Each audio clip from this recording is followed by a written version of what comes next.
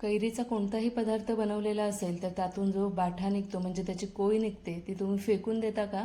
तर तसं करत असाल तर ते न करता तुम्ही आता ही कोय वर्षभरासाठी कशी साठवायची ते पाहूया आणि त्याचा वापर कसा करायचा तेही पाहूया.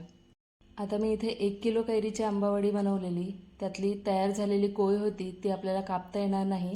त्यामुळे मी जेवढा पण आंब्याच्या फोडी आहेत त्या करून घेतल्या आणि या कोयीला थोडा थोडा गर आहे.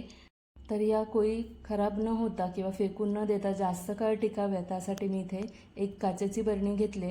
त्यामध्ये या सगळ्या कोयी घालून घ्यायच्या आणि त्यानंतर एक मोठा चमचा खडा मीठ किंवा बारीक मीठ घालायचं आणि कैरीच्या या कोयी बुडतील इतकं पाणी घालायचं आणि झाकण लावून एकदा मिक्स करून घ्यायचं म्हणजे हे सगळं मीठ यात विरघळेल.